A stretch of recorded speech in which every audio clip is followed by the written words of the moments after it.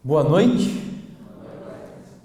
Que a graça e a paz do Senhor Jesus Cristo esteja com cada um de nós. Amém?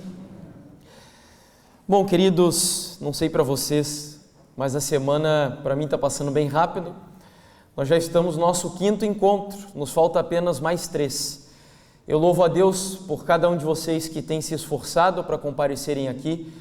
Eu sei que os nossos horários estão indo muito além daquele que costumeiramente praticamos na igreja, mas eu agradeço pela sua paciência, agradeço pela sua atenção e pelo seu envolvimento com essa semana de oração. Falando de envolvimento, eu queria aqui mostrar a vocês, ontem, graças a Deus, louvo a Deus por isso, aqui estão os nomes de todas as pessoas que assumiram o compromisso de jejuarem entre o almoço de hoje e até o almoço, nós teremos até o almoço de sábado, sempre intercalando almoço de hoje até o almoço de amanhã e assim sucessivamente. Então nós tivemos aqui 20 pessoas que a partir de hoje começaram a jejuar e jejuarão até o almoço de amanhã. De quinta para sexta-feira, 16 pessoas e de sexta para sábado são 18 pessoas, totalizando 54. Louvado seja Deus por isso. Eu acredito que o Senhor estará operando. Sei que há pessoas que às vezes se sentem um pouco encabuladas de colocarem os nomes. É possível que ainda tenhamos um número maior. A minha esposa e eu, nós não estamos contados entre esses 54, mas estaremos também nos unindo em jejum com vocês, possivelmente de sexta para sábado. Então, que a gente assuma esse compromisso de colocar a Igreja de Espinho, essa semana de oração e as decisões que ainda serão tomadas aqui também diante do Senhor.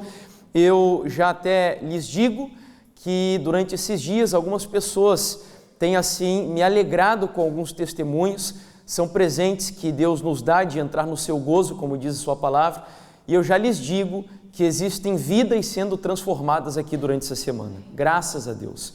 Pessoas que estão tomando decisões de deixarem algumas coisas, de praticarem outras e assim sucessivamente. Que Deus seja louvado. E nessa noite, curiosamente, esse é um assunto que eu me alegro em vos dizer que eu só vou compartilhar com vocês porque é preciso, porque ele tem a ver com a nossa semana de oração, mas que eu com muita alegria e exultação lhes digo que eu não vi basicamente nenhum dos problemas que eu vou tratar em relação a esse assunto, pelo menos acontecendo aqui nessa igreja. E olha que é muito difícil isso acontecer, porque o que veremos são práticas que estão se tornando corriqueiras no cristianismo e mesmo entre nós adventistas, muitas das coisas que eu vou lhes apresentar estão sendo praticadas possivelmente por membros que não têm buscado na fonte da Bíblia, do Espírito de Profecia e do Manual da Igreja as orientações para finalmente sabermos como usar a Igreja do Senhor. Esse será o nosso tema, Igreja a modo de usar. Se você ainda não percebeu a dinâmica da nossa semana, nós usamos os 3 primeiros assuntos para entendermos um pouco dos problemas da identidade no que diz respeito à nossa vida particular no relacionamento com Deus. Ontem nós entramos no âmbito da família, então nós saímos da individualidade e entramos na instituição família agora. E hoje nós vamos sair da individualidade, sair da instituição familiar e vamos entrar agora na instituição eclesiástica. Como a igreja cristã hoje está sofrendo igualmente um golpe na sua identidade. E o nosso foco principal será métodos litúrgicos e evangelísticos praticados pela igreja contemporânea. Como eu disse, me alegro imensamente por ver a forma como as coisas são conduzidas aqui no culto. Eu fico assim até espantado com a reverência, a forma como as pessoas saem em silêncio, meditando, refletindo. Deus seja louvado pelo que acontece aqui. Permaneçam assim, porque o Senhor vai continuar abençoando o trabalho da Igreja de Espinho. Estejam certos disso. Continuem assim e só daqui para melhor, sem pensar em retroceder. Mas como eu disse, nós precisamos conhecer esse assunto até para podermos orientar os nossos irmãos. que estão praticando coisas assustadoras aí ao redor da Europa, da América e do mundo inteiro. Então, para nós abrirmos a palavra como de costume, convido vocês a ficarem de pé, fecharem os olhos para falarmos com o Senhor. Bondoso Pai, querido Deus eterno, nós te louvamos mais uma vez por estarmos aqui na tua casa, como já foi orado ao Senhor ao princípio. Nós cremos que esse lugar é uma cidade de refúgio no meio de uma sociedade caída, uma sociedade ímpia, pecadora. O Senhor nos dá a alegria de termos um lugar como esse, um lugar santo para buscarmos a tua presença e te adorarmos na beleza da tua santidade. E nessa noite, a nossa intenção, nosso desejo é mais uma vez deixar com que a tua palavra impacte os nossos corações, mude as nossas escolhas, a nossa vida, as nossas orientações, principalmente as orientações espirituais, nos ajudando a sair daqui mais perto da vontade do Senhor e que esta vontade seja soberana na nossa vida e, considerando o assunto dessa noite, que a tua vontade seja soberana também dentro das portas da tua igreja. Essa é a nossa oração, que o Senhor retire dos nossos pés as sandálias do preconceito, das tradições e daquilo que são os nossos gostos pessoais, para entendermos que o teu desejo que deve ser colocado em prática na tua casa, e por isso eu te peço, Senhor, que o Senhor me reduza ao pó, porque é isso que eu sou, para que aqui diante da tua igreja eu me coloque apenas na qualidade do teu servo, do servo da igreja e do mensageiro do Senhor para a honra e glória do teu nome. Que as tuas palavras sejam as minhas palavras, que os teus pensamentos sejam os meus pensamentos. Essa é a minha e a nossa oração, com o perdão dos meus e dos nossos pecados, em nome de Jesus. Amém, Senhor. Abra, portanto, a sua Bíblia no livro de 1 Reis, capítulo 12, versos 25 ao 33. Jeroboão fortificou Siquém nos montes de Efraim, onde passou a morar. Depois ele saiu e fortificou Peniel. Jeroboão pensou: o reino agora provavelmente voltará para a dinastia de Davi. Se esse povo subir a Jerusalém para oferecer sacrifícios no templo do Senhor, novamente dedicarão sua lealdade ao Senhor deles, Roboão, rei de Judá. Eles vão me matar e voltar para o rei Roboão. Depois de aconselhar-se, o rei fez 2 bezerros de ouro e disse ao povo: vocês já subiram muito a Jerusalém. Aqui estão os seus deuses, ó Israel, que tiraram vocês da terra do Egito. Mandou pôr um bezerro em Betel e outro em Dan. E isso veio a ser um pecado, pois o povo ia até Dan para adorar aquele bezerro. Jeroboão construiu altares idólatras e designou sacerdotes dentre o povo, apesar de não serem levitas. Instituiu uma festa no dia 15 do 8º mês, semelhante à festa realizada em Judá, e ofereceu sacrifícios no altar. Ele fez isso em Betel, onde também sacrificou os bezerros que havia feito. Também estabeleceu lá sacerdotes nos seus altares idólatras. E, finalmente, no dia 15 do 8º mês, data que ele mesmo escolheu, ofereceu sacrifícios no altar que havia construído em Betel. Assim, ele instituiu a festa para os israelitas e foi ao altar para queimar incenso. A primeira etapa do período monárquico da história do povo de Israel termina com a morte do famoso rei Salomão. Salomão era o 3º rei do primeiro período da monarquia, como acabei de dizer, e a partir dali a história da monarquia israelita mudaria. Nós sabemos que Salomão foi um homem de Deus no primeiro momento da sua história, um homem comprometido com Deus, um homem sábio, um homem consagrado às coisas do Senhor, mas que em um dado momento da sua vida, pela vaidade do seu coração, ele acabou entrando num caminho de apostasia, idolatria e profunda promiscuidade. E por essa razão, usando a vida de um homem chamado Aías, um profeta e mensageiro de Deus, ele profetizou a casa ou contra a casa de Salomão, dizendo que a partir daquele momento o reino seria rasgado. Mas a divisão do reino de Salomão não seria uma divisão igualitária, como nós podemos ver aqui nessa projeção. Até então o reino de Israel estava unificado, embora 12 tribos, mas pertenciam a um único reino. A partir desse momento nós teríamos agora 2 reinos, onde o primeiro deles era o Reino do Sul, representado ali no mapa pela cor laranja, também conhecido na Bíblia como Reino de Judá, habitado apenas por 2 das 12 tribos de Israel, cuja capital era a cidade de Jerusalém, e o primeiro rei se chamava Roboão, filho imediato de Salomão.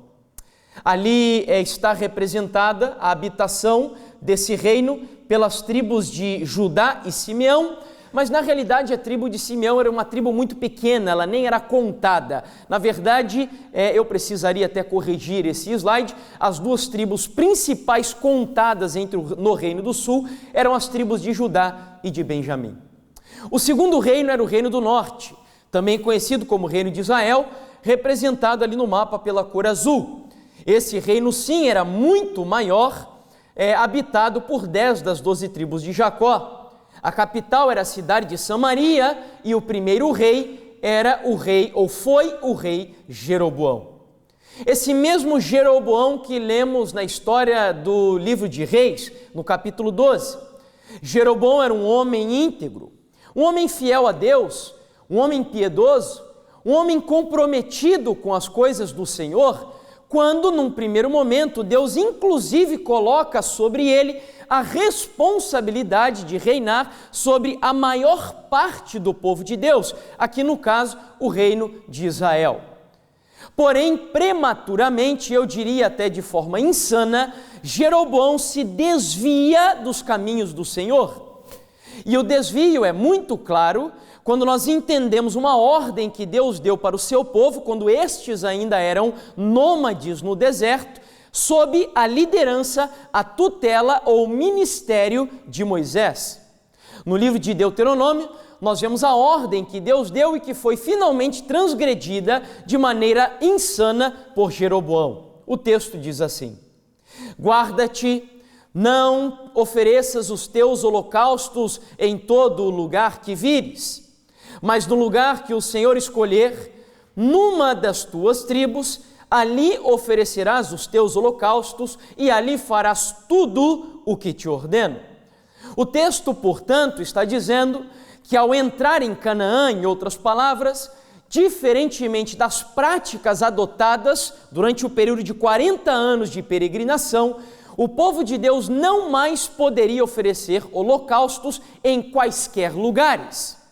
Quando eles estavam peregrinando no deserto, os sacrifícios eram oferecidos independente dos lugares onde o santuário era armado, ou melhor, onde o santuário fosse armado, ali eles ofereciam os seus holocaustos.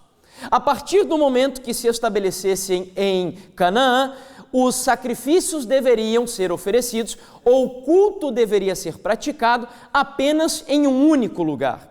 No caso do conhecimento que temos sobre a história do povo de Deus em Canaã, essa cidade se chamava Jerusalém e o templo era o templo de Salomão.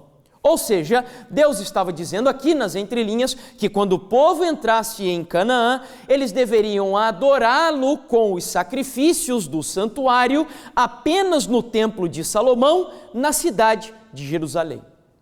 Isso significa dizer que mesmo com a divisão do reino, o povo que habitava no Reino do Norte ou no Reino de Israel deveria continuar viajando para Jerusalém. Aqui está a cidade de Jerusalém aparecendo no nosso mapa. Então, mesmo assim, o povo viajaria do Reino de Israel para o Reino do Sul para cultuar a Deus no Templo de Salomão.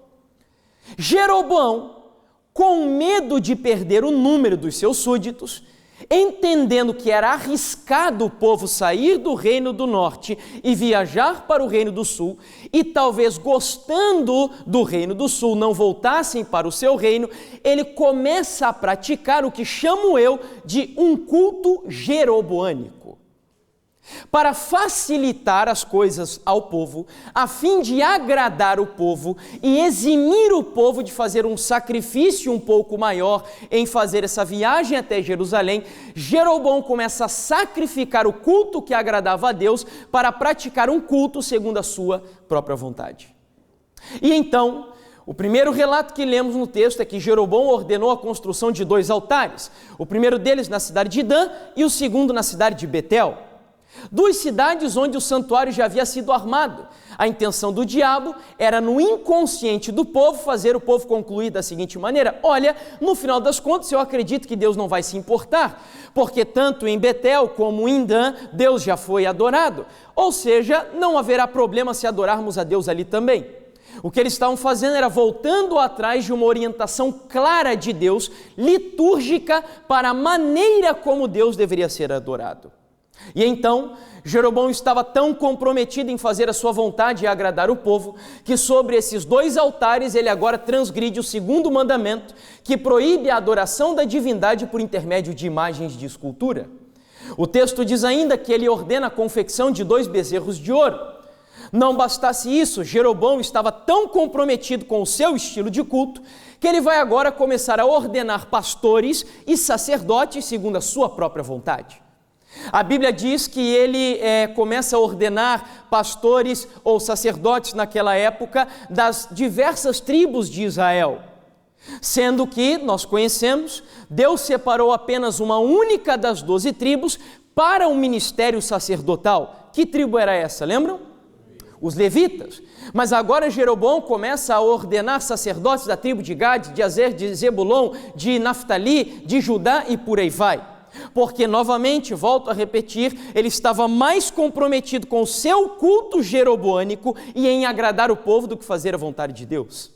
E então, finalmente, a passagem que, creio eu, mais expressa o meu objetivo com a introdução desse tema é o que está no versículo 33 do texto que nós lemos ao início da mensagem, onde diz lá assim que no dia 15 do 8º mês, a versão que eu li, diz data que ele mesmo escolheu, mas eu imagino que tenhamos algumas versões aqui que devem dizer data que ele escolheu segundo o seu bel prazer. Ou seja, esse texto deixa muito claro que para satisfazer a sua vontade e agradar o povo, Jeroboão estava disposto a sacrificar a vontade de Deus.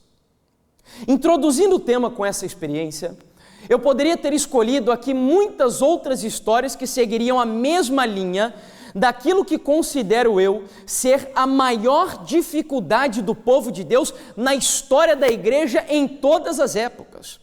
E a dificuldade é a linha tênue entre fazer a minha vontade e fazer a vontade de Deus. Se nós olhamos para a igreja judaica do Antigo Testamento, a igreja cristã do Novo Testamento, a igreja primitiva, a igreja reformada, a igreja reavivada e também a igreja contemporânea, você vai concluir que o maior desafio que temos como igreja é entender os limites entre fazer a minha vontade e fazer a vontade de Deus. Eu poderia aqui, por exemplo, citar a experiência de Caim e Abel. Nós temos ali 2 classes de adoradores, 2 homens que levantam altares para adorar a Deus. E aí ainda eu lanço uma pergunta para a igreja: qual dos 2 altares era esteticamente mais agradável aos olhos? O altar de Caim ou o altar de Abel? O de Caim, concorda? Era muito mais atrativo, tinha cores, tinha frutos, talvez fosse até mais cheiroso aquele altar. O altar de Abel era muito feio, tinha um animal morto, sangue escorrendo, as vísceras deveriam ser arrancadas, segundo as orientações levíticas do holocausto. Porém, o que isso nos leva a entender? Nem tudo aquilo que é considerado como belo para os seres humanos, de acordo com a sua cultura, é o que representa a vontade de Deus. Não me confunda. Eu não estou dizendo aqui que Deus não se agrada do belo.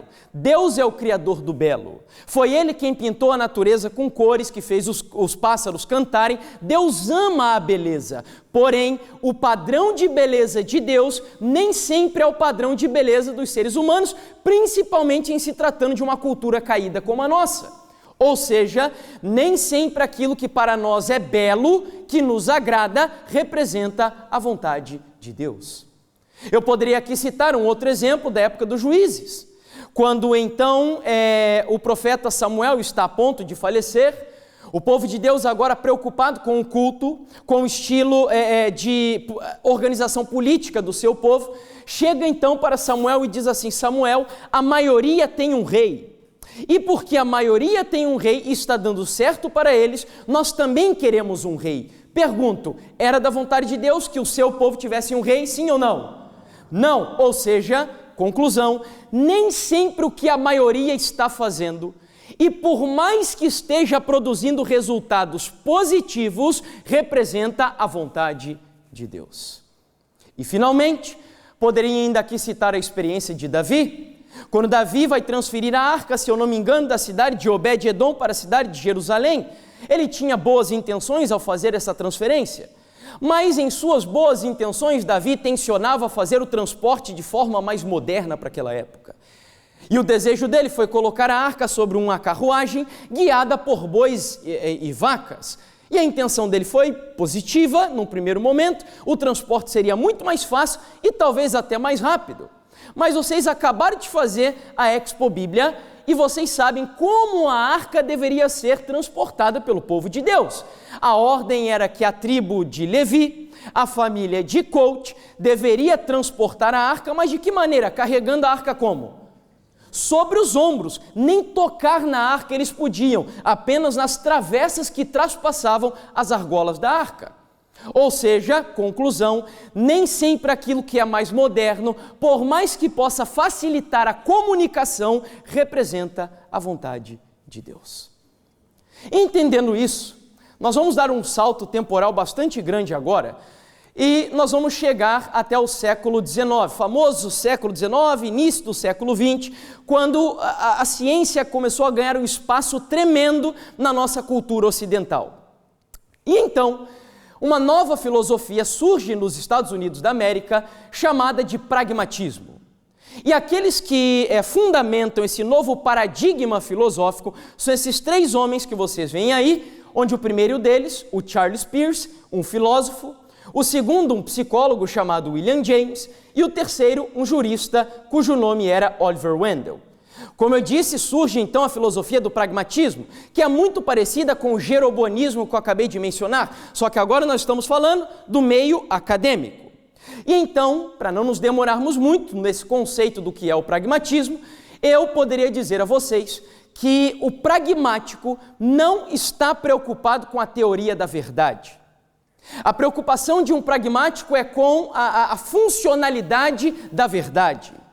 Verdade para o pragmático é aquilo que funciona. Ele nunca chegará para você e perguntará assim: olha, meu amigo, isso daqui é certo? Essa não é a preocupação do pragmático.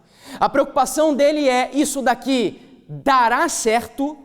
Ele se preocupa mais com os resultados do que o conceito de verdade.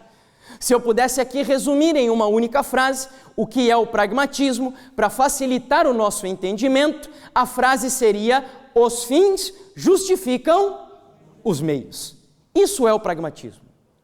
E então, eu preciso ser sincero com vocês e dizer-vos que na nossa vida nós somos muito pragmáticos. E não há nenhum problema com isso. Talvez aqui dentro da igreja hoje nós tenhamos pessoas que são donas de empresa. E se você está usando um método, uma técnica de venda na sua empresa, que não está produzindo resultados, é óbvio que você vai rever os seus conceitos, e não há nada de mal com isso, porque afinal de contas somente um tolo seguiria ali batendo na mesma tecla, considerando que ela não está produzindo resultados positivos. Porém, o grande problema do pragmatismo é quando nós aplicamos essa filosofia sem princípios, regras e ética para dar limites à aplicação prática dessa filosofia. E eu quero citar um exemplo aqui para vocês. Eu vou mostrar para vocês aqui agora uma peça publicitária. Como não é uma peça assim muito legal para nós deixarmos muito tempo exposta na igreja, eu vou projetá-la de forma rápida é uma técnica de venda que se usa lá no Brasil para vender bebidas alcoólicas, especialmente cerveja, e eu quero que você analise duas coisas. Em primeiro lugar, se ela vende, e em segundo lugar, se ela é moral ou imoral. Esse é o meu ponto. A peça é essa daqui. Ok? Bom, pergunto, vocês acham que essa peça publicitária, pragmaticamente falando, produz ou não produz resultados? Vende ou não vende? Sim ou não? É claro que vende. Lá no meu país, as pessoas estão bebendo cada vez mais. Agora pergunto, é uma peça moral ou imoral? E por que ela é imoral? Porque a mulher é tratada ali como se fosse o quê? Um objeto de consumo. Sendo assim, volto a repetir, o grande problema do pragmatismo é quando eu não tenho princípios para dar limites a ele. E o problema se agrava mais ainda quando então, nos Estados Unidos da América, teólogos e leigos das igrejas protestantes maiores da nação norte-americana começaram a flertar com a filosofia do pragmatismo. Eles olharam aquilo e ficaram encantados. Não, nós precisamos aplicar isso dentro da igreja. Nós precisamos aplicar métodos pragmáticos que produzam resultado para a igreja crescer, porque nós estamos fazendo algumas coisas e as pessoas não vêm para a igreja, nós queremos igrejas cheias, abarrotadas de pessoas, e então a gente tem que rever os nossos métodos. E a partir de agora, os protestantes norte-americanos passaram a enxergar os púlpitos das igrejas como se fosse um grande balcão de restaurante e os membros da igreja como se fossem clientes desse balcão. E agora, dos púlpitos começam a ecoar perguntas do tipo: do que você gosta é de dinheiro? Se você gosta de dinheiro, então nós oferecemos para você uma teologia da prosperidade. Se o seu desejo é ter uma casa melhor, um carro melhor, uma conta mais abastada e promessas que se resumam à vida dessa terra, convertendo o evangelho transcendente em um evangelho imanente, se o seu desejo é esse, então na nossa igreja nós pegamos a Bíblia e reinterpretamos a Bíblia à luz da teologia financeira. Mas se no final das contas o seu desejo é batalha espiritual, se você gosta de cultos assim, onde fala-se muito de demônios, de anjos e do mundo espiritual, no Brasil, por exemplo, nós temos igrejas imensas, onde os demônios eles se manifestam dentro das igrejas e as pessoas são entrevistadas no púlpito endemoniadas. Então agora, volto a repetir, a clientela começou a ser satisfeita por novos modelos teológicos que passaram a surgir. Um outro muito famoso, não sei aqui em Portugal, mas lá na América tem uma chamada teologia da missão integral, ou uma outra que é oriunda do catolicismo, mas que tem tudo a ver com a teologia da missão integral, é a teologia da libertação. Alguém já ouviu aqui falar da teologia da libertação? Sabe o que é a teologia da libertação? É um marxismo travestido de teologia bíblica. Você converte o evangelho eterno em um evangelho totalmente onde você só luta por justiça social. E lá no Brasil é cada vez mais comum esses movimentos dentro das igrejas, o que também não representa a vontade de Deus. E finalmente, eu sei que o Rubem fez aqui uma série de estudos com vocês há algum tempo, para os jovens que gostam de um culto mais contemporâneo, com estilos de música mais atuais, com luz negra, um ambiente mais apagado, fumaça saindo, música estilo pop, rock, hip hop e etc. Então, oferece um novo estilo e modelo de se fazer igreja, que nós chamamos de igreja emergente. Em conclusão, é como se você agora, no meio cristão, entrasse em um supermercado e começasse a trafegar pelos corredores do supermercado para escolher o produto que melhor lhe agrada. E agora, como nós vimos no primeiro tema, a verdade é sacrificada simplesmente pelo fato de poder satisfazer a minha vontade. O que eu estou querendo dizer com isso? Que o que está se praticando hoje com a filosofia pragmática é o mesmo espírito jeroboânico penetrando e moldando o cristianismo ao redor do mundo. Entrando numa parte histórica aqui agora, um homem chamado Donald McGavran, esse cara que está aqui, ele era missionário. Foi um grande teólogo, foi filho de pais missionários e ele mesmo foi missionário na Índia. Depois de passar alguns anos nessa missão na Índia, ele volta para os Estados Unidos e decide reavaliar os métodos de missão fora da América. E num primeiro momento ele estava muito bem comprometido com os seus propósitos. Ele fundou o primeiro instituto de crescimento de igreja da história do cristianismo lá na América do Norte. O problema é que, embora ele tenha começado muito bem, alguns dos seus discípulos o induziram pouco a pouco a se desviar da rota. E um dos grandes discípulos de Donald McRaven se chama Peter Wagner, e aqui ele cita algumas palavras do seu discipulador. E ele diz assim: criamos métodos e políticas missionárias à luz do que Deus abençoou e à luz daquilo que ele obviamente não abençoou. A indústria chama isso de modificar operações à luz da realimentação. Nada atrapalha tanto as missões transculturais quanto os métodos, instituições e políticas que deveriam atrair as pessoas a Cristo, mas não fazem. Que deveriam multiplicar as igrejas, mas não fazem. Se um método, preste atenção nisso aqui agora, se um método não contribui para a glória de Deus e para a expansão da igreja de Cristo, jogue-o fora e arranje algo que o faça. Quanto aos métodos, somos ousadamente pragmáticos. A doutrina é algo diferente. Pergunto, você consegue concordar com essa frase? Você acha que essa frase está correta, aplicando assim, submetendo ela ao escrutínio da Bíblia? Você acha que essa frase está correta, sim ou não? Não, sabe por quê? Porque se eu concordo em dizer que eu posso usar métodos para alcançar pessoas, sendo ousadamente pragmáticos, independente da doutrina, sabe o que eu estou dizendo? Que eu posso pregar o evangelho sem princípios que me deem orientação para fazer aquilo. E aí que logo em seguida eu vou mostrar para vocês algumas aplicações de pregação do evangelho que estão sendo praticadas lá no Brasil e ao redor do mundo, que são inacreditáveis. Um outro guru de métodos de crescimento de igreja é esse cara aqui chamado George Barna. Ele escreveu muitos livros dando orientações sobre crescimento de igreja. E o livro que eu cito aqui, o nome já é muito sugestivo, se chama Marketing the Church. E aqui ele vai citar o seguinte em um pequeno parágrafo do livro, na página 145. É crucial termos em mente o princípio da comunicação cristã. O auditório e não a mensagem é soberano. Se nossa pregação almeja fazer com que as pessoas parem em meio a uma agenda confusa e reflitam sobre o que lhes estamos dizendo, nossa mensagem terá de se adaptar às necessidades do auditório. Concorda com isso, sim ou não? É muito perigoso.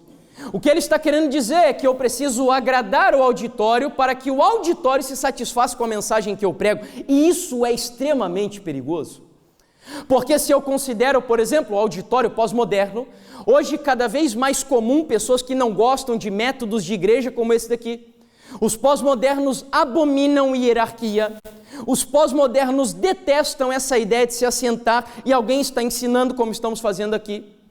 Pós-modernos não gostam de ouvir falar sobre pecado e tão pouco gostam, como diz a filósofa judia chamada Hannah Arendt no livro As Origens do Totalitarismo, os pós-modernos detestam a verdade máxima da Bíblia de que um dia todos nós teremos que nos assentar diante do trono de Deus para sermos o quê? Julgados por Ele. E como adventistas do sétimo dia, se eu adoto essa filosofia de pregar o que o auditório quer ouvir, eu simplesmente sacrifico a missão da nossa igreja. Porque a nossa missão qual é? Temei a Deus e dá-lhe glória, porque chegou a hora do seu... Entendeu? Então é tudo muito perigoso que está sendo orientado aí. Eu me assusto quando eu vejo pessoas do nosso meio lendo livros, por exemplo, do Rick Warren. Rick Warren é um grande pregador evangélico, muito conhecido, tem coisas, alguns dizem, eu nunca li os conteúdos dele, porque sinceramente eu prefiro ler coisas assim, de teólogos que são reconhecidos e renomados. Mas o Rick Warren hoje está na moda, como o Max Lucado, por exemplo. E o Rick Warren, ele é pastor de uma grande igreja nos Estados Unidos da América, que se eu não me engano é a Saddleback Church. E na igreja do Rick Warren, ele aplica exatamente os métodos pragmáticos que nós estamos vendo aqui. Só para você ter ideia, um dos métodos que ele mesmo utiliza na sua igreja, que por sinal parece um shopping center, ele envia obreiros para visitarem os lares do bairro onde a igreja está situada, fazendo entrevista de marketing com os membros do bairro, perguntando assim: o que você gostaria que tivesse dentro da minha igreja? E para atender às necessidades, a demanda do bairro, ele aplica tudo que, ou quase tudo que eles querem dentro da sua igreja. Bom, vamos ver na prática como isso tem sido aplicado. Eu vou começar a citar alguns exemplos para vocês. Lógico que a maioria deles estão acontecendo lá no Brasil, é onde eu tenho acompanhado um pouquinho mais esse movimento, entrando, eu não diria nem mais sorrateiramente, porque muitos teólogos cristãos já aceitam isso daqui como uma coisa mais normal. E nós temos visto cada vez mais aberrações sendo praticadas nas igrejas cristãs lá no meu país e também nos Estados Unidos. Eu imagino que aqui não seja muito diferente. Então vamos lá. Talvez vocês conheçam, ou se não todos conhecem, mas essa daqui é uma festa rave que acontece todos os anos, em alguns lugares do mundo. Eu sei que acontece na Bélgica, lá no Brasil e também nos Estados Unidos já, eu não sei se sempre tem ou já teve no passado algumas sessões dessa celebração. Uma rave, para quem não sabe, é um tipo de celebração onde jovens e adultos passam dias e noites, no plural, sem dormir, ouvindo música eletrônica, se drogando, se prostituindo, ao som de músicas eletrônicas, como eu disse, luzes, fumaça, shows de pirotecnia e muita simbologia da nova era, como nós vemos ali. Quando, então, eu me deparei, estudando esse assunto, com uma notícia em um portal, que é um portal da Rede Globo, que eu sempre digo que ela faz questão de publicar coisas dessa natureza, porque o objetivo da Globo realmente é destruir ou, no mínimo, desconstruir o verdadeiro cristianismo bíblico. E então me deparei com essa notícia, mostrando o que foi feito por uma grande igreja evangélica lá no meu país, uma das 5 maiores igrejas do Brasil, fazendo o seguinte: olha o que diz a matéria. Tomorrow, um crente espera reunir mais de 700 jovens em igreja evangélica do Macapá. Ou seja, eles pegam a ideia disso daqui e usam mais ou menos os mesmos elementos dali para fazer supostamente um culto cristão. É possível isso? A não ser que você transgrida o santo com o profano.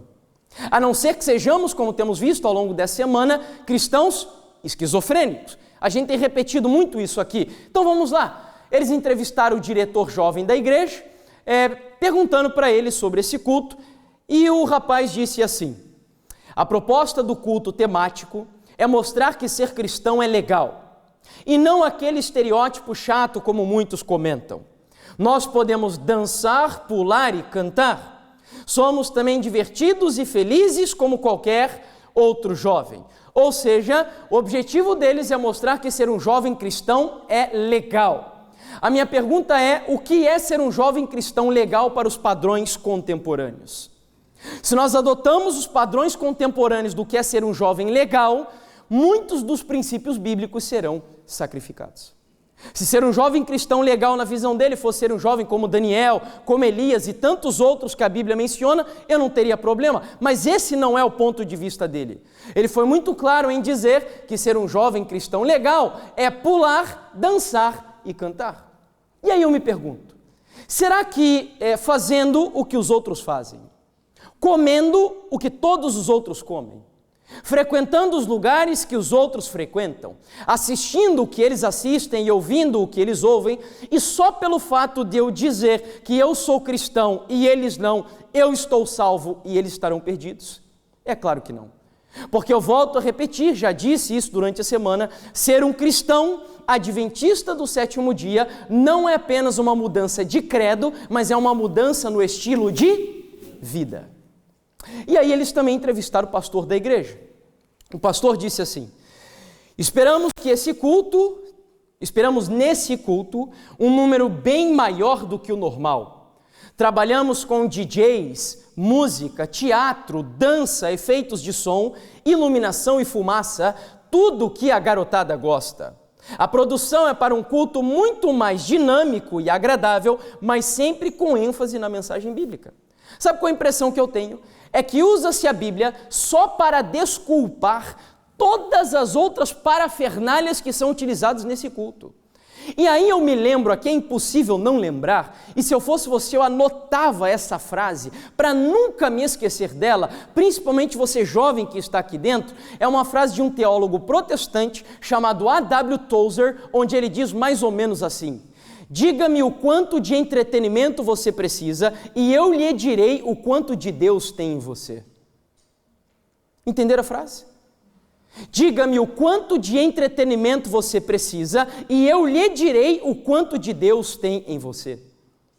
Se reuniões de oração, onde tudo o que você faz é discutir com os irmãos sobre os problemas e bênçãos da sua vida, e você simplesmente se ajoelha diante de Deus e gasta tempo ali na presença do Senhor, se isso não te satisfaz, é porque Deus ainda não satisfaz você.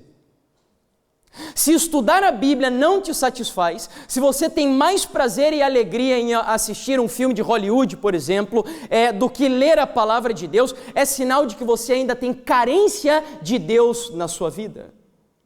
Porque como diz esse pastor, diga-me o quanto de entretenimento você precisa e eu lhe direi o quanto de Deus tem em você.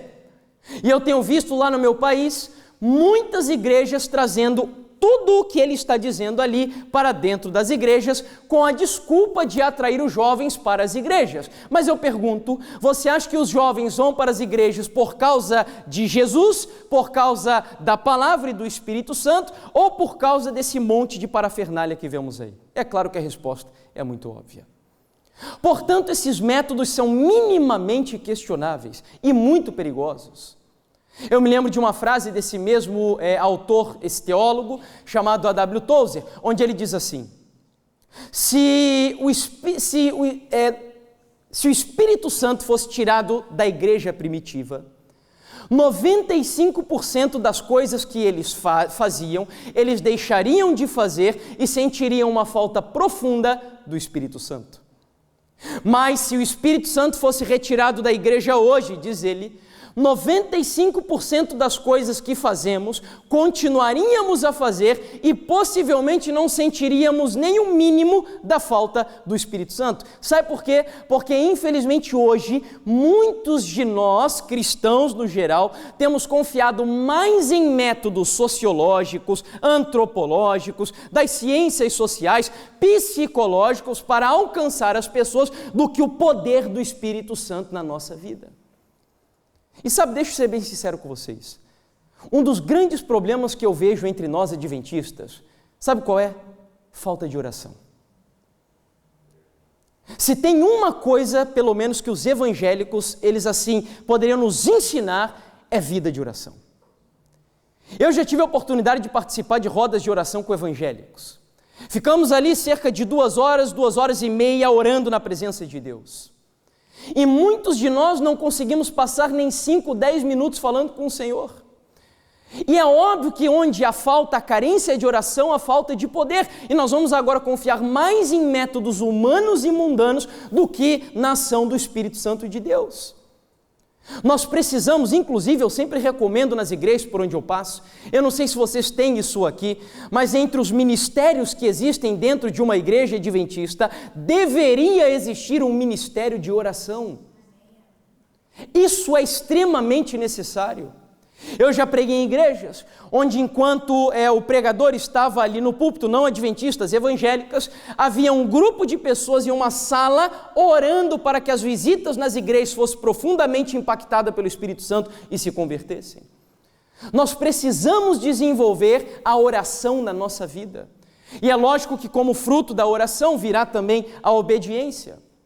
Avançando um pouquinho aqui no estudo, na realidade, todos esses métodos que eu estou aqui mencionando são oriundos dos Estados Unidos da América. E aí eu abro um pequeno parênteses aqui. Quem é o falso profeta ou a besta que sobe da terra, que é o mesmo personagem no livro do Apocalipse? Quem é? Os Estados Unidos. Isso significa que o protestantismo norte-americano seria responsável pela apostasia do protestantismo ao redor do mundo inteiro. Portanto, eu não me surpreendo quando todos esses métodos que eu estou mencionando aqui para vocês estão sendo inventados aonde? Na América do Norte. pelo protestantismo norte-americano, que infelizmente se enveredou em um processo de apostasia tão profundo que está assim descaracterizando a igreja cristã. E aqui, um dos poucos pastores que ainda estão comprometidos com o evangelho bíblico nos Estados Unidos, eu tenho muitas discordâncias doutrinárias com ele, ele é um pastor batista, mas pelo menos ele é um pastor que defende a teologia reformada. E então ele escreveu um livro chamado Com Vergonha do Evangelho. E ele cita um tipo de culto que foi praticado em uma igreja lá no seu país. E ele diz assim, veja se não é a mesma coisa que acabamos de ver lá no Brasil.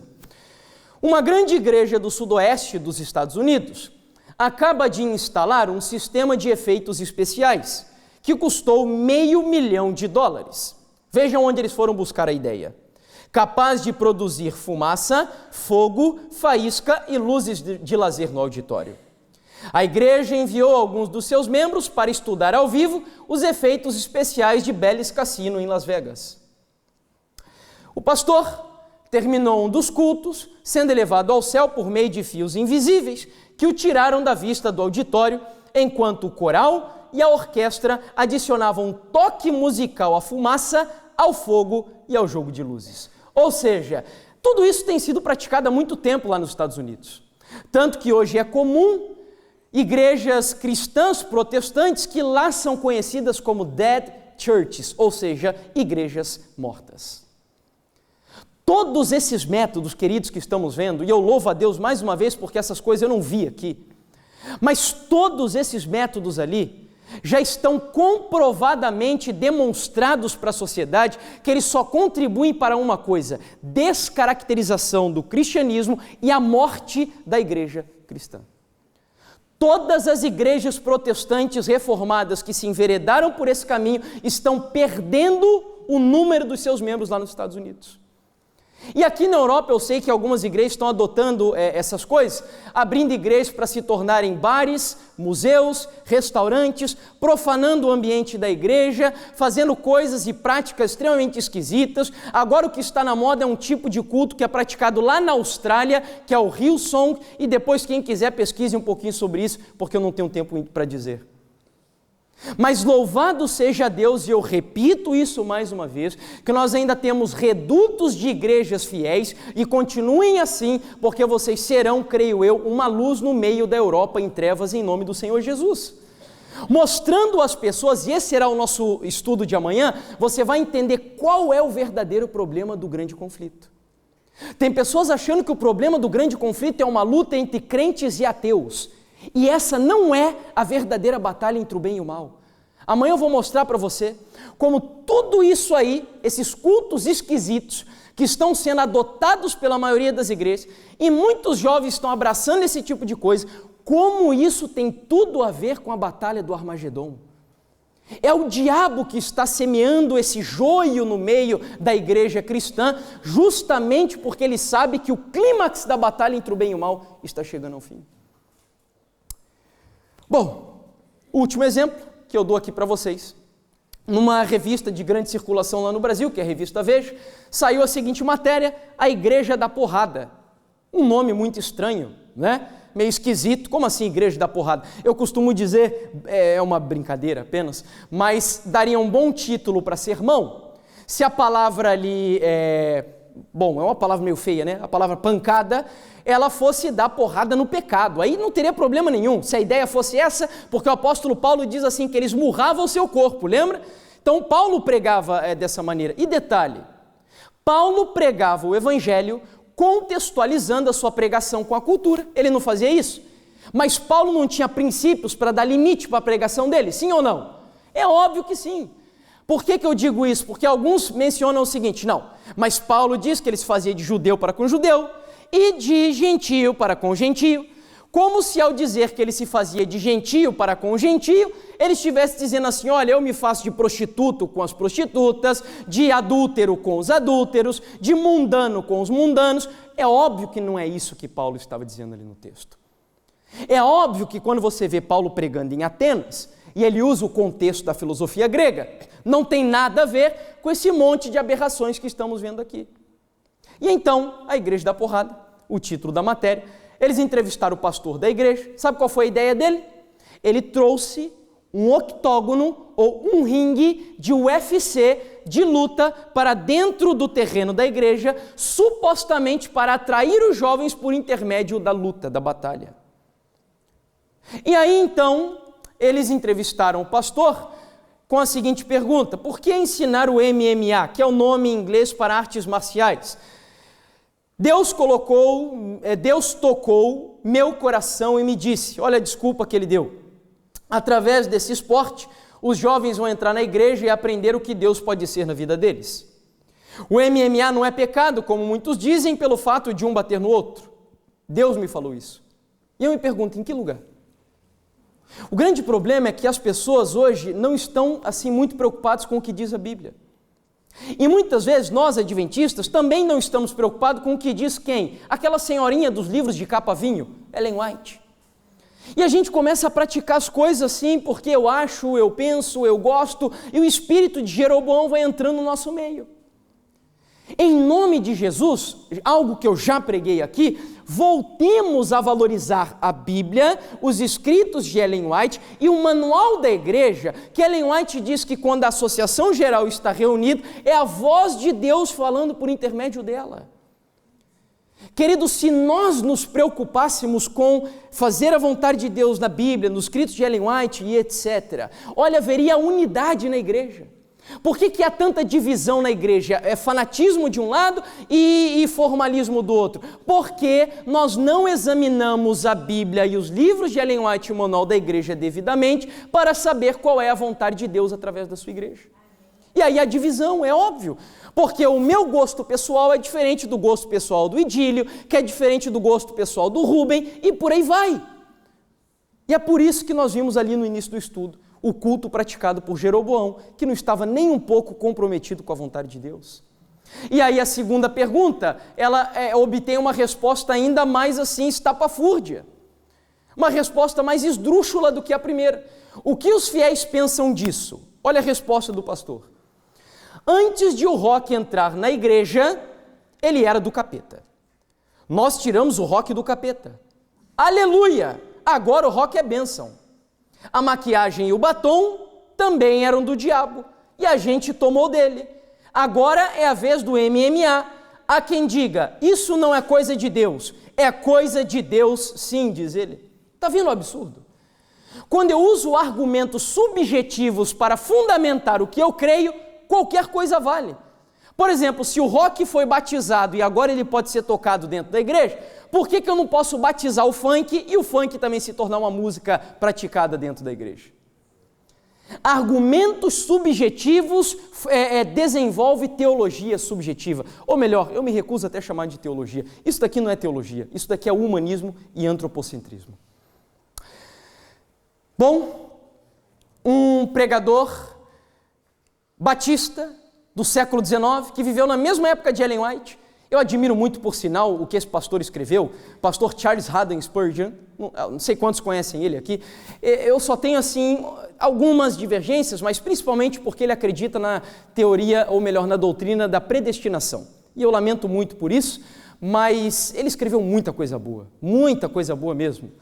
E aqui, quando ele liderava o famoso tabernáculo metropolitano em Londres, aqui na Inglaterra, um templo onde congregavam ali 5.000 pessoas, e ele era um pastor extremamente firme. Inclusive, ele pregava tão bem que no meio teológico, Spurgeon é conhecido, sabe como? O príncipe dos pregadores. O príncipe dos pregadores. E então, preocupado com a introdução do pragmatismo na sua igreja batista, esse pastor escreveu muita coisa contra a filosofia pragmática dentro da teologia. E aí ele diz assim, por exemplo, o fato é que muitos gostariam de unir igreja e palco, baralho e oração, danças e ordenanças. Se nos encontramos incapazes de frear essa enxurrada, podemos ao menos prevenir os homens quanto à sua existência e suplicar que fujam dela. Quando a antiga fé desaparece e o entusiasmo pelo evangelho é extinto, não é surpresa que as pessoas busquem outras coisas que lhes tragam satisfação. Na falta de pão, se alimentam com cinzas, rejeitando o caminho do Senhor, seguem avidamente pelo caminho da tolice. Ellen White, que viveu na mesma época, também deixa palavras aqui registradas que são assim com a flecha aguda entrando no nosso coração. E ela diz o seguinte no livro Mensagens Escolhidas, volume 2: nova ordem de coisas entrou no ministério. Há desejo de moldar-se segundo outras igrejas, e simplicidade e humildade são quase desconhecidas. Os ministros jovens procuram ser originais e introduzir ideias e planos novos para o seu trabalho. Alguns iniciam reuniões de reavivamento, trazendo assim muitos conversos para a igreja. Passada, porém, a emoção, onde estão os convertidos? Não se vê arrependimento e confissões de pecados. O pecador é instado a crer em Cristo e aceitá-lo sem consideração quanto à sua vida passada de pecado e rebelião. O coração não é quebrantado, não há contrição de alma. Os supostos conversos não caíram sobre a rocha, Cristo Jesus. Bom, eu quero mostrar para vocês um último problema imenso, que pelo menos lá no meu país tem acontecido, que é o uso da cultura pop. O uso da cultura popular agora para atrair jovens está se tornando cada vez mais normal. Nós temos lá no Brasil, eu não sei se aqui na Europa tem acontecido coisas dessa natureza, mas nós temos igrejas e eventos de jovens que estão utilizando, por exemplo, enfeitando até os púlpitos da igreja, as plataformas da igreja, com personagens dos Vingadores. Coloca o Hulk de um lado, o Thor do outro, usa a camisa do Batman, e olha que se não há esquizofrenia maior do que essa, eu não sei o que é esquizofrenia. Como que um pregador que vai pregar o evangelho usa uma camisa do Batman, que é conhecido como homem do quê? Das trevas. E aí, não para por aí, jovens atravessando noites e noites, não só assistindo Game of Thrones, mas acampamento espiritual baseado nesse tipo de conteúdo. Nós temos ainda aqui o The Walking Dead e, pasmem, nós temos até literaturas supostamente cristãs que usam o contexto dos 50 tons de cinza para pregar o evangelho. E então, munido dessas informações, um amigo, que é um pastor muito conhecido lá no Brasil, e eu acho que aqui também ele é conhecido, esteve com vocês no ano passado, não aqui em Espinho, mas na Igreja Central de Lisboa. Alguém sabe quem é ele? O Michelson Borges. E aqui é o Michelson antes da sua conversão, e acho que dá para ver que ele gostava muito de histórias em quadrinho, né? De HQs. Ele coordena um blog cujo nome é Outra Leitura. E há algum tempo ele escreveu um artigo falando sobre a sua conversão, especificamente nessa área que vemos aí. E então eu separei um trecho desse artigo, que se chama Os Fãs da Cultura Pop, e ele diz aqui o seguinte: quando me converti, entendi que precisava abandonar os filmes a que eu assistia, os quadrinhos de super-heróis que eu lia e as músicas do tipo rock que eu ouvia. Precisei, com a ajuda de Deus, refinar os meus gostos, as minhas preferências e adotar critérios bem definidos para o consumo da mídia. Hoje, estamos passando a mão na cabeça dos jovens e dizendo que eles podem assistir a tudo o que quiserem, desde que extraiam dali conteúdos espirituais. Para essas pessoas, mais fãs e geeks do que cristãos, parece que o diabo não mais existe. Nada é ruim se te faz feliz. Eu não fui viciado em histórias em quadrinhos da Marvel e da DC Comics, mas eu fui muito viciado em mangá. Antes de me converter, eu gostava de desenhos do tipo Cavaleiro do Zodíaco, Dragon Ball Z, Yu Yu Hakusho, Shurato e por aí vai. Era viciado em desenhos e histórias de quadrinhos japoneses. E para mim foi uma luta muito grande. E eu digo para vocês que eu descobri o quanto isso é prejudicial e me assusta saber que essas coisas estão sendo colocadas dentro da igreja, porque eu sofri muito, mesmo depois da minha conversão.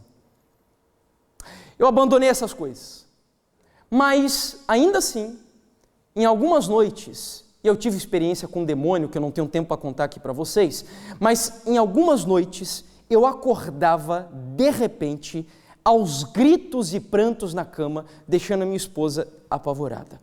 E eu não sabia porquê daquilo.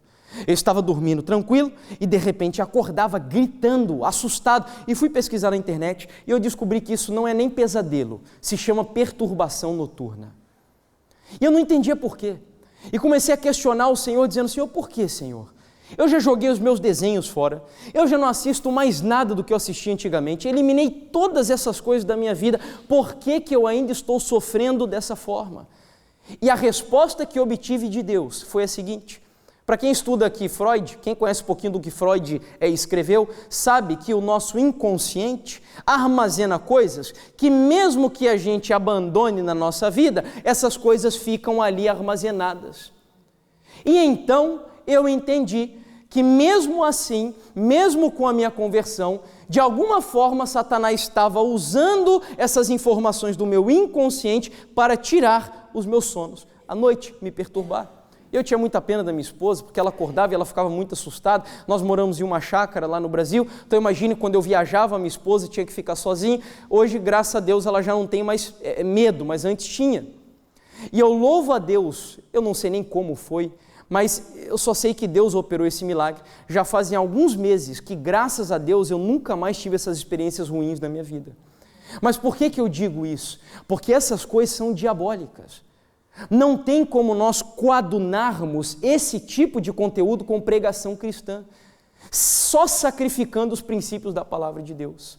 E então, o pastor John MacArthur, ele ainda cita algo aqui que eu acho fantástico, falando do que é ou do que não é igreja.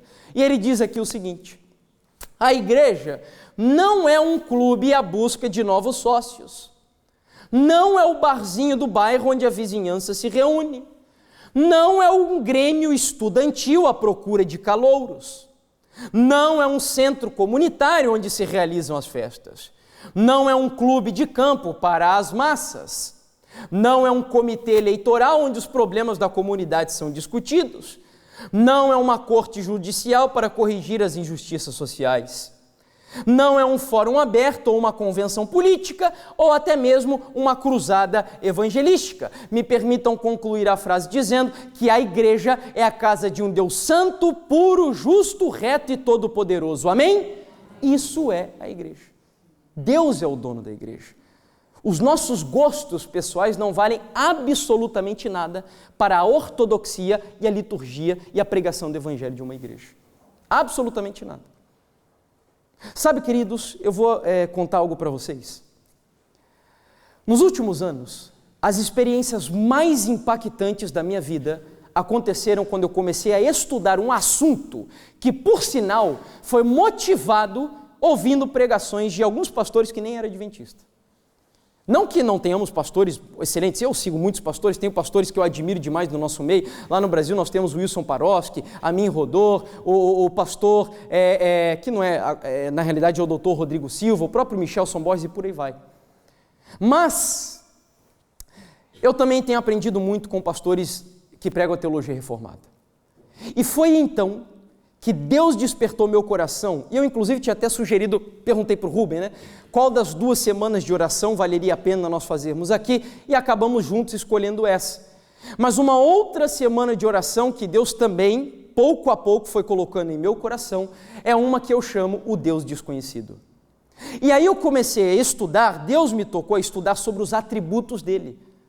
Então eu comecei a estudar sobre o que é a ira de Deus, o amor de Deus, a graça de Deus, a justiça de Deus, a santidade de Deus e por aí vai, a glória de Deus, a soberania de Deus, e comecei a conhecer um Deus que eu desconhecia. E os momentos que eu mais me senti um miserável, pecador, sujo na presença dele, foi quando eu estudei, fica aí o desafio para você, o tema sobre a santidade de Deus. Se nós entendêssemos o que é um Deus santo, muitas coisas que fazemos hoje no nosso dia a dia e dentro da igreja, nós possivelmente não faríamos. Lá no meu canal tem um sermão, foi a primeira vez que eu preguei, eu ainda considero que ele precisa ser melhorado, mas pelo menos já dá para você ter uma ideia, que é um sermão chamado A Incomparável Santidade de Deus. E então, voltando aqui para a gente concluir, sabe qual é o grande problema dos cristãos? Por que nós estamos adotando essas coisas, esse tipo de métodos pragmáticos aí, mundo afora no cristianismo? Porque, segundo um estudo feito por norte-americanos, lá nos Estados Unidos, obviamente, eles descobriram o seguinte, estudo com cristãos. Eles descobriram que os cristãos, 61% dos entrevistados concordam com ideias da nova era. Descobriram ainda que 54% repetem conceitos pós-modernos. Além disso, que 36% aceitam ideias associadas ao marxismo, ou seja, é cristão e ao mesmo tempo ama os livros de Marx. 29% creem em ideias baseadas no secularismo. Aqui no quadro negro, apenas 17% dos cristãos mostraram ter uma cosmovisão bíblica sobre a vida, ou seja, 83% dos cristãos entrevistados leem o mundo ou entendem o mundo de maneira equivocada ou não bíblica. E a conclusão que eles chegaram é que os cristãos conhecem cada vez menos de Bíblia.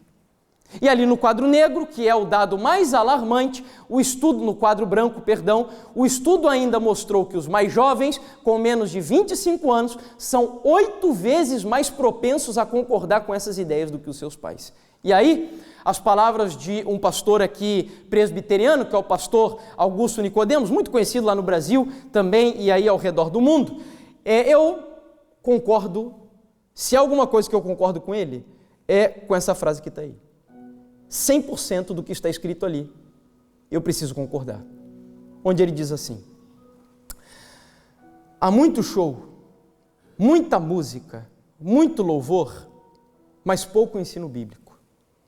Nunca os evangélicos cantaram tanto e nunca foram tão analfabetos de Bíblia. Nunca houve tantos animadores de auditório e tão poucos pregadores da palavra de Deus. Quando o Espírito de Deus está agindo de fato, ele desperta o povo de Deus para onde? Para a palavra. E aí, eu sempre termino essa mensagem dizendo o seguinte: eu poderia nessa noite ter feito vocês ficarem aqui apenas 10 minutos e deixado essa imagem que eu vou mostrar aqui pregar para vocês. Eu poderia ter me assentado aí nesse banco e escolhido 10 minutos só para a gente ficar refletindo nessa imagem.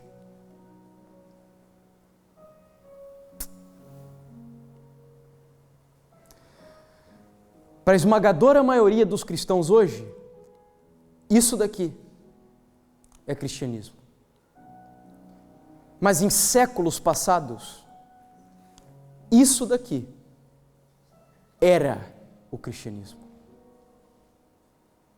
E quando eu prego a mensagem que preguei nessa noite, o meu objetivo, queridos, é entender que isso é adoração. Isso daqui não tem nada a ver com adoração. Isso daqui é show.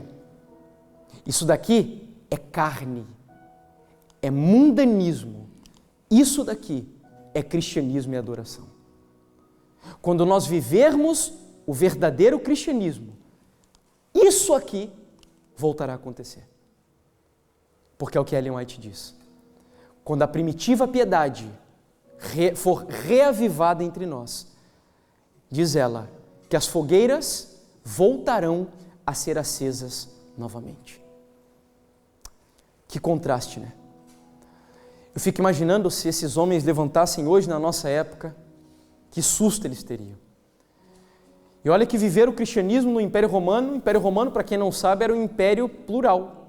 Um império que tinha o pluralismo como filosofia lá dentro. Mas ali estava o verdadeiro cristianismo. E é por isso que o cristianismo cresceu avassaladoramente no Império Romano, em poucos anos. Só você estudar um pouquinho da história. E aí eu conversando com o Rubem, eu nem sabia. O Rubem disse que tem um sermão, não sei se ele já pregou aqui para vocês, onde ele mostra que foi exatamente os entretenimentos e as parafernálias do Império Romano que prepararam a igreja cristã romana para a grande apostasia durante séculos e séculos de história. Ou seja, deu certo lá atrás? Deu certo. O que o diabo está fazendo hoje? Usando a mesma estratégia, só que revestindo de uma roupagem pós-moderna para de novo levar a igreja a uma grande apostasia. Mas sabe o que assim me dá conforto no coração? O que eu já disse aqui. Porque a serva do Senhor diz que nessa época nós não teremos mais milênios de apostasia.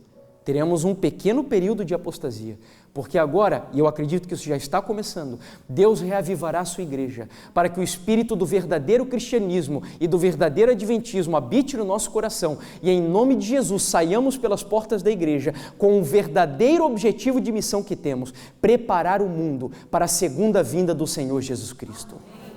Eu acredito que isso já está acontecendo. Bom, nessa noite, eu preciso encerrar, e o desafio para nós será o seguinte. Mas então, irmão Jefferson, o que nós precisamos? Qual é o verdadeiro método para a igreja crescer? Porque a igreja ela tem que crescer. A igreja de Deus ela cresce. Não existe isso da igreja ficar pequena. Quando a igreja não cresce é porque alguma coisa está errada. Qual é o método bíblico para a igreja crescer? Oração, estudo da Bíblia e missão.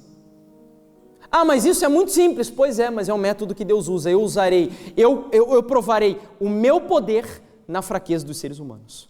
Oração, estudo da Bíblia e pregação. É só você olhar para a igreja primitiva. O apóstolo Pedro, pescador indouto, depois de passar alguns dias orando, estudando a Bíblia, primeira vez que ele vai pregar, cheio do poder do Espírito Santo, quantas pessoas se converteram? 3.000. Você acha que isso pode acontecer hoje também, sim ou não? Quer saber? Ellen White diz que vai acontecer mais do que isso até. Eu tenho uma oração que eu digo para o Senhor assim: Senhor, se eu não estiver vivo para ver Jesus voltar, pelo menos me dê de presente uma coisa, só uma coisa. Me deixe estar vivo e viver e experimentar essa promessa que está num dos últimos parágrafos do capítulo 38 do livro Grande Conflito, onde Ellen White diz assim: servos de Deus, com semblantes iluminados e resplandecendo de santa consagração, percorrerão o mundo inteiro de um lugar até o outro, operando curas, milagres e maravilhas, e milhares de pessoas se converterão em um único dia. E eu peço a Deus: Senhor, me deixe estar vivo para viver essa experiência, porque será a experiência mais gloriosa da igreja. Já pensou? Pessoas enchendo a igreja, não porque vem pregadores famosos, não porque nós temos cantores famosos, não é nada disso, irmãos, nada disso. Deus quer que pessoas se convertam, por olhar na vida de cristãos convertidos, o caráter de Jesus refletido em você. É isso que deve atrair os seres humanos. Eles querem experimentar o Deus que nós experimentamos na nossa vida, e para isso você precisa sair daqui hoje com uma decisão. E qual é a decisão? Não haverá reavivamento na igreja, não haverá reavivamento espiritual na sua vida, se a partir dessa noite você não sair daqui decidindo, todos os dias, separar um tempo da sua semana, diário, volto a repetir, para orar, estudar a Bíblia e a missão, pelo menos em alguns dias da semana. Não existe reavivamento sem essa experiência. Você precisa separar um local da sua casa ou no ônibus para onde você vai trabalhar. Eu não sei onde isso vai acontecer, mas você tem que ter tempo de comunhão com Deus. Tempo de comunhão. E nós vamos agora cantar um hino, e o meu apelo é para que fiquem de pé, em nome de Jesus, todos aqueles que vão se esforçar para, a partir de hoje, os que já fazem, se unam conosco. Os que ainda não fazem, é a sua oportunidade. Todos os dias, oração. E gasta tempo em oração, irmãos. Estudo da Bíblia e alguns dias da semana missão. Você vai procurar, eu fiquei muito feliz, fiquei sabendo que muitos voluntários estiveram presentes já na Expo Bíblia. Achei muito legal isso, porque é muito difícil mesmo pessoas que se envolvam. Mas mantenha esse espírito, então, quem já tem. Então eu vou convidar agora, nós vamos cantar um hino juntos, e eu quero que o céu registre a decisão de todos aqueles que vão santificar esse tempo diário para gastá-lo na presença de Deus. Querido Senhor Deus, nesse momento orações estão subindo ao reino dos céus mais uma vez, e o nosso desejo é que o Senhor receba cada uma delas e registre essas orações em nossos livros da vida.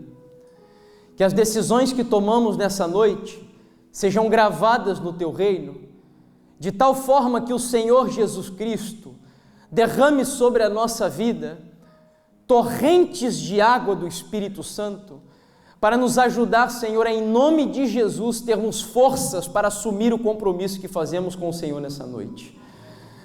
O mundo tem nos apresentado tantas coisas, é internet, é televisão, são as redes sociais, uma série de coisas que tem consumido o nosso tempo. Nós vivemos em uma época onde a tecnologia deveria nos ajudar a termos mais tempo, porque o que antes se fazia consumindo um tempo maior, hoje nós fazemos em um tempo menor. Mas, Senhor, eu não diria nem misteriosamente, de maneira diabólica, mesmo vivendo em uma época onde deveríamos ter mais tempo, o nosso tempo tem diminuído. E isso em razão de um ataque ardiloso do inimigo para tirar o tempo que deveríamos gastar com o Senhor. Mas em nome de Jesus, nessa noite, nós estamos aqui dizendo ao céu que nós queremos ter tempo e tempo de qualidade na presença do nosso Deus, orando, estudando a Bíblia e pregando o teu santo evangelho de acordo com os dons que o Senhor concedeu a cada um de nós. Pai, só tu sabes onde esses momentos santos acontecerão, mas eu quero pedir, Senhor, que esses lugares onde as páginas da Bíblia serão abertas na casa ou não sei onde os teus filhos estiverem ali estudando e orando, que esses momentos de comunhão com o Senhor sejam recompensados com a visita de anjos poderosos do reino dos céus, com uma bênção especial do teu Espírito sobre a vida dos teus filhos, e que quando eles saírem desse momento, desse Sinai, desse Getsêmani, desse Monte das Oliveiras da comunhão com o Senhor, e ao entrarem em contato com vizinhos, com profissionais de trabalho, com amigos, com pessoas da escola e da faculdade, que as pessoas olhem para o rosto dos teus filhos e vejam neles resplandecendo a glória de um Deus Todo-Poderoso. Querido Pai, e que através dessa experiência particular, que esse reavivamento espiritual aconteça também na nossa família e na nossa igreja. Essa é a minha e a nossa oração. Despede-nos em paz, que os teus anjos nos acompanhem e nos levem em segurança assim como nos trouxeram, e que nos prepare, Senhor, o teu Santo Espírito, para que amanhã nós entendamos nessa batalha entre o bem e o mal, qual deve ser a nossa identidade e a nossa missão. Essa é a minha e a nossa oração, em nome do Senhor Jesus. Amém, Pai.